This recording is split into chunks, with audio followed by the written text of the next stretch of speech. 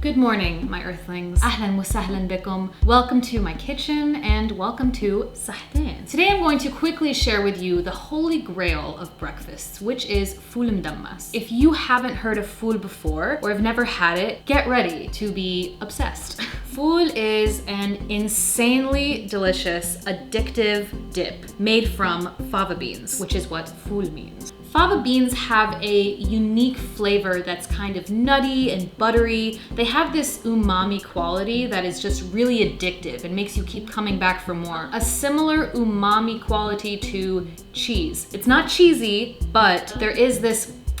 They're cooked down with some garlic and spices, a little bit of chili, a little bit of tomato. Fava beans are indigenous to the Fertile Crescent and have been eaten this way since the biblical times. A great source of fiber, magnesium, many different vitamins and minerals. They're just really, really hearty and very good for you, which makes them the perfect thing to have at breakfast first thing in the day. One of the great things about ful is that it is so economical and accessible. It's not very expensive to make and it keeps you full and rejuvenated throughout the day. It's incredibly healthy and just so freaking good. I've made this dip for countless brunches and also for big parties, and when I tell you it disappears like that, to all my American and Western friends out there, this is an incredible dip. Watch it become big. I'm waiting for the day that ful becomes just as popular as hummus. God forbid it gets packaged in the same way in the stores, because it is amazing when you have it fresh and you can make it yourself. It's so easy. It's vegan, so anyone can enjoy it. Ful is made differently between countries and regions and between households in Palestine. So the way that I make ful might not be the exact same way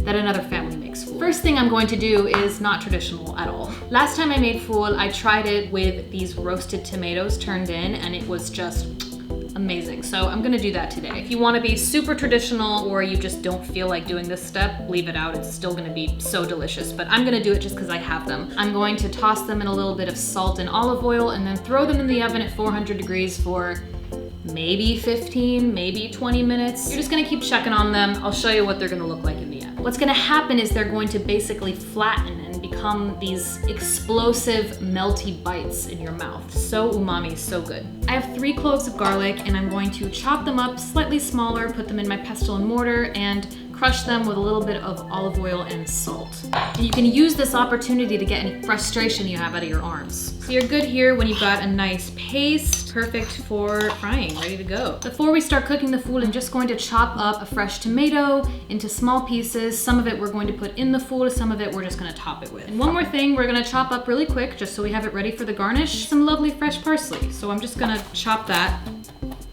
Okay, gorgeous. That is basically all the prep we have to do. So now we can cook the ful. To make it super, super easy on us, we're going to be using canned fava beans. These are really, really good. I buy them from my local Arabic grocery store. You can find these in many different types of specialty grocery stores, maybe even your normal grocery stores, or you might only be able to find dry. If you find dry, that's great. Okay, it's time.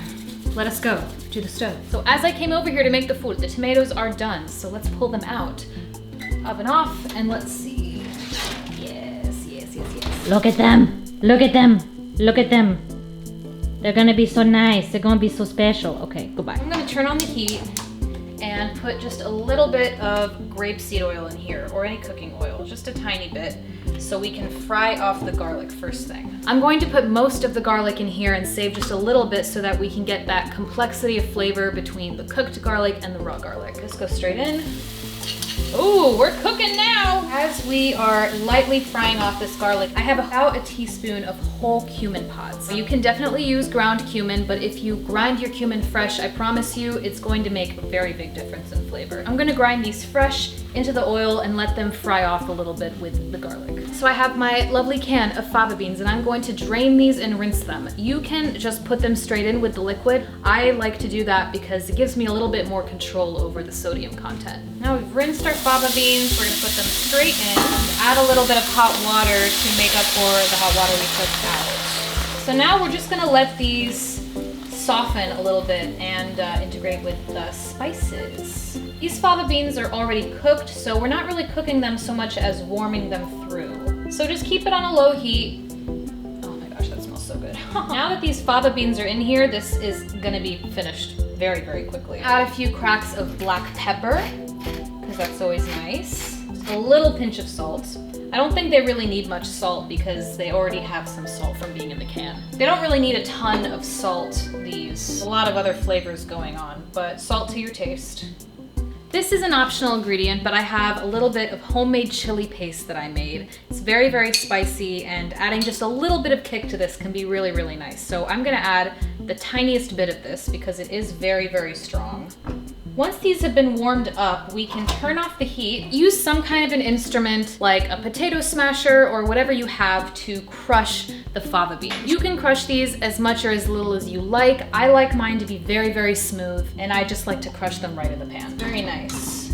This will get a little bit thicker because it's gonna continue to lose water, but you're gonna start to get this really nice dip-like consistency. You can mush it less if you like to have some whole beans in there. It's really up to you. I'm gonna add just a few more fresh things to this now that it's no longer cooking. You can now add in these beautiful roasted tomatoes. Ugh, so good. And I think I'm gonna just leave a couple for fancy garnish. For some real depth of flavor, I'm also going to add fresh tomato, also leaving a little bit on the side for garnish. And we'll just fold this through.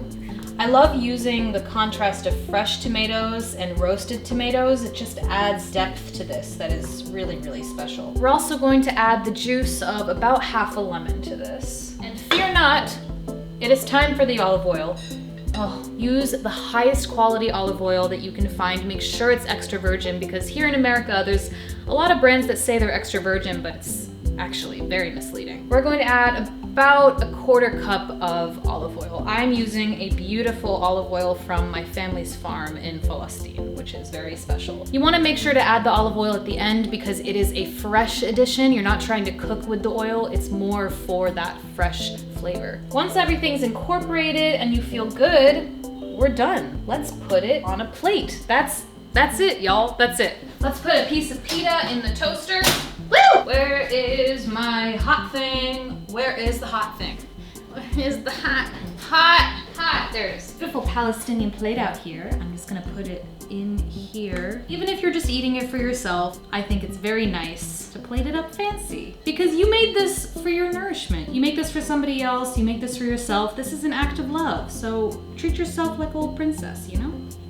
Oh, it's done! Pita toast! We're gonna put those roast tomatoes on there, those fresh tomatoes. We'll add that lovely chopped parsley that we put on top. And what's also really lovely as a garnish with this and to eat alongside is some green onions. So we're gonna put some of that. And we have a little bit of that crushed garlic from before, just for that complexity of flavor. If you like yours really, really spicy, you can also add a little bit of your chili paste or chili oil on top of this. I am gonna keep mine a little bit more mild today, but that is an option. And the final step always is a nice drizzle of extra virgin olive oil. So we love our ful with a little bit of fresh pita, but if you want to eat this like a real Palestinian grandmother, you want to eat it with raw onions soaking in olive oil. Trust me. Gorgeous! This is so pretty! Okay, without further ado, I'm telling you, this is the way to eat it.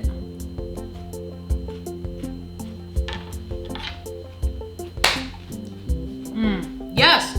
Oh, that's so good. There is something so special about food. Fava beans just have such a unique, amazing flavor. Very typical to eat this with a soft-boiled egg and some onions, along with a beautiful platter of the rest of the bounty of mezze. Why am I so good? That is what you're gonna be asking yourself when you make this. You're gonna make it and then you're just gonna be like, I am so good.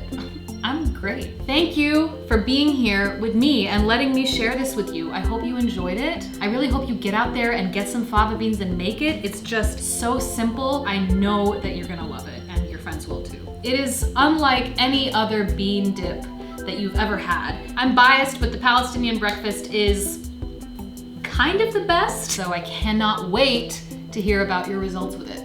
You must let me know. If you enjoy these types of videos and you want to see more of them from me, then you can subscribe to my channel or follow me on the Instas. As always, Sahtein, and I will see you guys